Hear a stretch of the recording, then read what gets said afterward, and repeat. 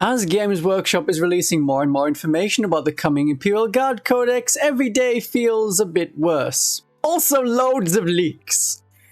But I don't want to call this video the Astra Militarum situation just got worse, even though YouTube recommendations really wants me to. This is more the changes and why they are not so popular. We have a week's worth of information to go through and leaks from the upcoming Codex. Some of it is bad feelings for Guard players, others are bad feelings for the enemies of Guard who are going to face some nonsense in coming months. There will be 3 kinds of heavy weapon squads, each with different rules. And also different base sizes. The image used for the Catachan suggests the older 60mm models, the Cadians are the new Acadian heavy weapons that come on 50mm, and the Krieg models look like they're on 40mm. So you can't easily proxy one as the other if you care about base sizes. If you're asking me, you can proxy, yes of course. I still use the 2nd edition ones put onto a 40mm base plus a friend behind, or 2 25mm bases. If you ask your local store manager if you can proxy, they may say no, and then hit you on the head with a box of heavy weapon squads like they are scoring in basketball. The Cadians have covering fire, which means they get to fire Overwatch at a slightly improved rate, depending on if they're near a platoon squad, then it's a 4+, otherwise it's on a 5+. The Krieg Gunners get to fire on death if you roll a 3+, and the Catachan squads have Bring It Down, so they get to reroll hit rolls and wound rolls of 1 against monsters and vehicles. I think that is the best one. We have changes to the Infantry squad, as in we don't have the Infantry squad anymore. Brood Brothers quite liked the Infantry squad. It was nice to have a heavy weapon hidden behind 8 other models. They're a good squad to sit on objectives, because they get the benefit of cover all of the time, while the Neophytes were the ones moving forward and using sticky objectives. If you have collected Imperial Guard before January 2023, when the Astra Militarum Codex finally came out for 9th edition, you will have infantry squads with heavy weapon teams, just as you may have had conscripts or special weapon squads or veteran squads. It separates the older Guard players from the new Guard players harder than renaming Imperial Guard to Astra Militarum did. You can't make an infantry squad from any one box that you can buy from Games Workshop. You would need 2 boxes to make it, a Cadian box and a heavy weapon box. That got dunked on you a second ago. Games Workshop doesn't like to have units that aren't sold in one box.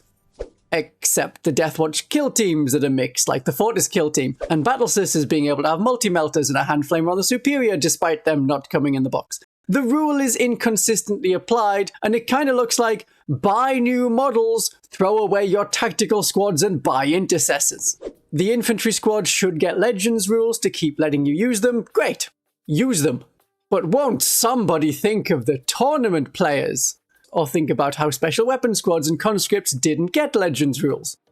The Imperial Guard really went downhill in uniqueness once they got their long-awaited 9th edition Codex.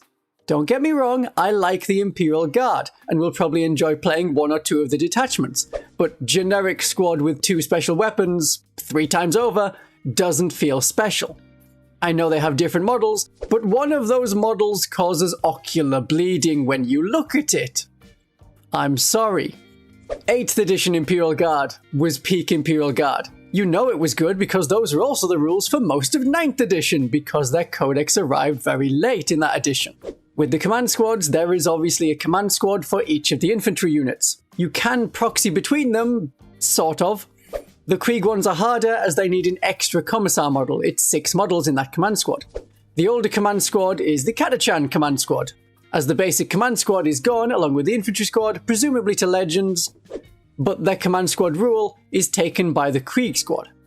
Nothing upsets people more than lost units, whether they're going to Legends or just no longer allowed to be used. Many of the Forge World units are expected to go away forever, and their Imperial Armor Tournament compatible rules will slightly shift over to Legends rules, which can be used everywhere except tournaments. And tournaments have been known to accept them, it depends on the tournament. If the Death Corps of Krieg Marshal goes, there will be no generic officer to lead the Death Corps of Krieg, only Commissar command squads, because the Death Corps of Krieg are Commissar-led. At least in the game now. So unless Commissars themselves are lone models that get a sort of expanded set of orders like junior officers, well, they won't. Currently they can only use fixed bayonets and duty and honor. That will stay the same in the Codex. If the Forge World Death Corps Marshal is not around in the rules, you may end up using your Death Corps of Krieg models as Cadians or Catachans, and now we have really entered a truly strange world of 10th edition. It's not just the Valhallans and the Mordians and so on that are not represented on the table. Some of the regiments that are represented end up being other units. Iron Hand Strachan and Sergeant Harker are not in the Codex. They were older models, I believe they were in resin, and now they are gone. If you want your Catachan character, it's Sly Marbo. Unsurprisingly, the Servitors are gone. Regimental Attaches are also gone, though they could be used separately as officer models. The Ministorum Priest remains, despite also being an option from Imperial agents, and their special rule still provides sustained hits. Oh, now I have one that's going to make people unhappy. Tempestus Scions do not have Deep Strike anymore. That's a big blow for the Grotmus Bridgehead Assault Detachment. If you want to Deep Strike, you need Tempestus Aquilons. Otherwise, your best bet is getting out of a Taurox. Here are all of the points that we know for the coming Codex. These will change very, very quickly. A few weeks after the Codex is released, like, properly, it's going to come out in the army box, then it will come out as its own separate thing, and around that time, maybe before the Codex is actually out, maybe just after, the points will be changed. Some of these points do need to go up. The army box is 310 points. No one would consider that an army. 2 Lehman Russ tanks are more points. 1 super heavy is more. I mean, that could be considered an army in itself. But the Death Corps of Krieg Combat Engineers are 35 points. That is so very cheap. They are going to be the perfect unit for completing secondary missions and sitting on an objective, doing nothing. If you want them to do something, this is the absurdly cheap Mortal Wounds. 2 units of 5, say, disembarking from a transport. Well, now you have a free grenade stratagem for an average of 3 mortal wounds, and 2 mines that cause D6 mortal wounds, more if you attack an enemy vehicle. The Gene Stealer Cult Index called and said, if our mass damage was stopped, please stop this too. It doesn't cost any command points, and there are about 12 mortal wounds caused. Yeah, that blows up a tank. 70 points for 2 squads. The Imperial agents and forces were prevented from being fielded in squads of 5 because of how few points they were.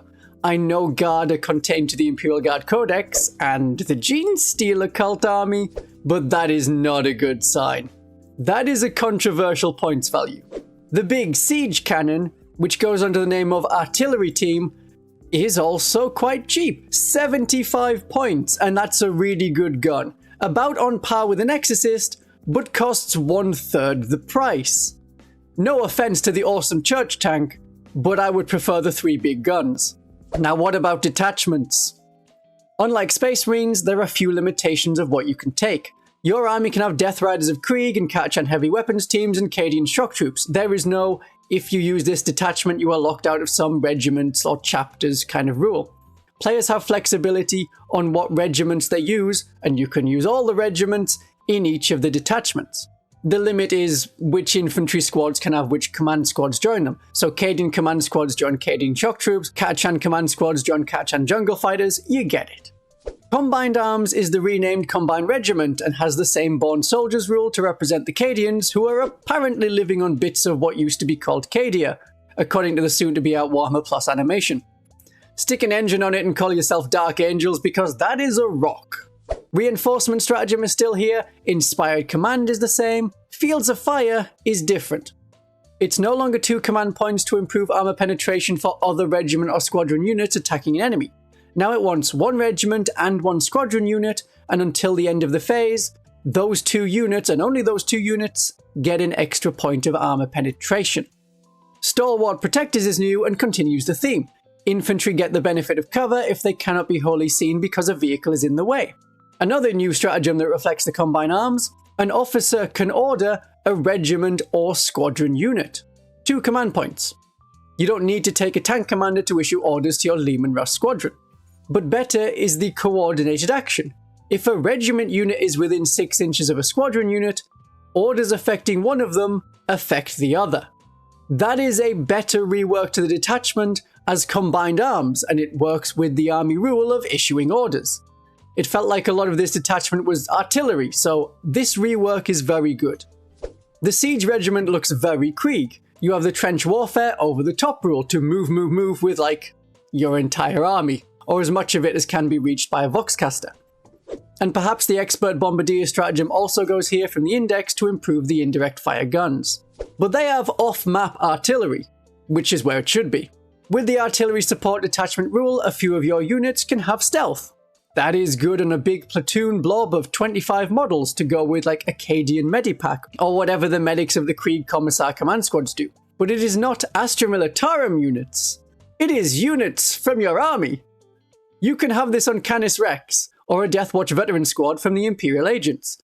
There is no range limitation or unit limitation, just your units. So it's very easy to add to tanks. Tanks like using the smokescreen stratagem.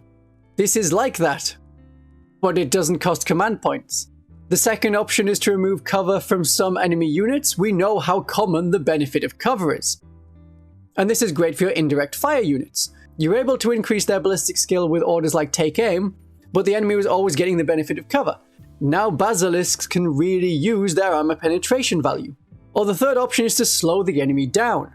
This isn't limited to a few units depending on battle size, but can affect every enemy unit of all kinds. Basilisks can only slow down infantry, at least in the index. A Basilisk and this doesn't stack as the enemy is shaken. That effect is also the name of the Basilisk ability, and you can't stack abilities with the same name. This only works on a 5+, but a few good rolls can stop an Orc or World Eater's army before it starts. If your enemy is measured and planned and knows which units can get to an objective marker in turn 1, you can stop them. A great first turn opening choice. And we know some of the stratagems are really good. Callous Sacrifice is way better than the Brood Brothers Auxilia version. That is 2 command points to have one of your Astra Militarum units shoot at a unit in combat with a Genestealer Cult unit. For Callous Sacrifice, enemy units are not considered to be in engagement range. Any unit, including your own unit in combat, can shoot at full effect. At the end you will lose some models on a 4+ for each wound the enemy lost. But that is worth it. The Brood Brothers Auxilia version is not. Minefield is better than a Genestealer Cult stratagem from the Host of Ascension, which is very similar. But Minefield can affect multiple enemy units and is great against hordes like Hormagaunts and Orcs. With the Genestealer Cult version, you get charged by one enemy unit. They take some damage. If a second enemy unit charges you, doesn't matter, no more damage. Minefield keeps up the effect. If those first 2 detachments suit Cadia and Krieg, the third one must suit, well actually it suits Cadians, not Catachan. The detachment rule gives you the benefit of cover and an extra +1 to the save if you have cover from another source, like the Cadian Command Squad. Imperial Guard squads will have a 3+ save. Indirect fire from enemy attacks will give you the benefit of cover. Using the go to ground stratagem will give you cover. It is very easy to get the benefit of cover in this edition. The benefit of cover only applies to ranged attacks. In combat you are on your own with your flak armor. Despite being themed around camouflage, this is a good way to represent the Vostrians with their big hats and shiny uniforms. They excel at urban warfare. Getting a 3+ save in ruins and always being in cover can represent that.